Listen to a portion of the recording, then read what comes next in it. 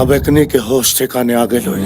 अरे एक बात हमारा अच्छी तरह समझ ले, अगर जिंदा रह चाहता रसन तो चुपचाप जमीन के कागज पे अंगूठा लगा दसन, नहीं तो मरला के बाद ना जिंदा चराए ना लगाए मौटा।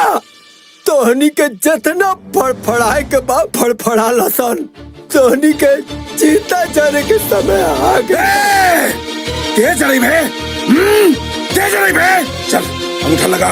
ऊंचाई तोरा घर के दामाद बन के तोरा खानदान के इज्जत पर चढ़े वाला बा।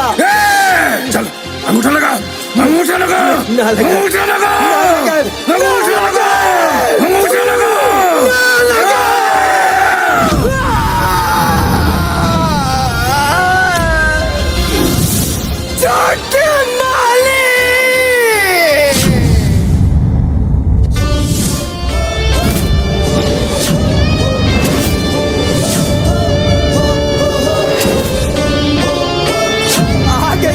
के मालिक और धोनी के काल।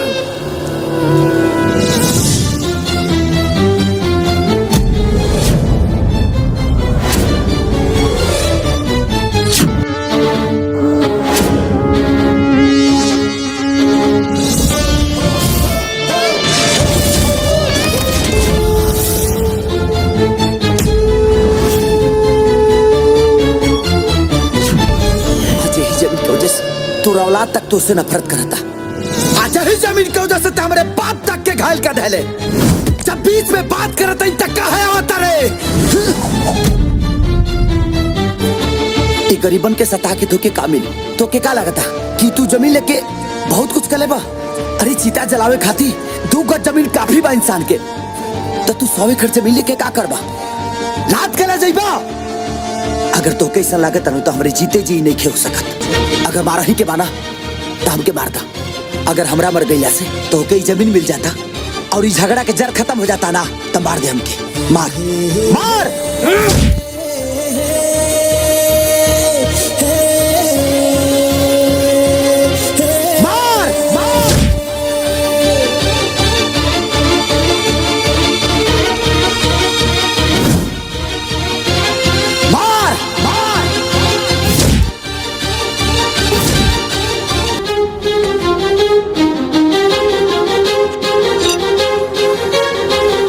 साल पहले तोरा भाई के खत्म करोनी और अब तोरा और तोरा बाप के मारा।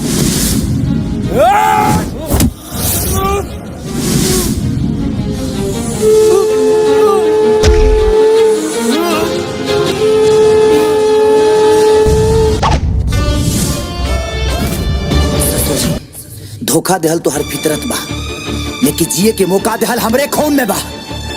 बाप के ना रहला के गप हमरा से बेहतर केहू लिखे जानत, और हम ही नहीं चाहत कि हमरे मेहरारू के सर से बाप के साया उठ जा।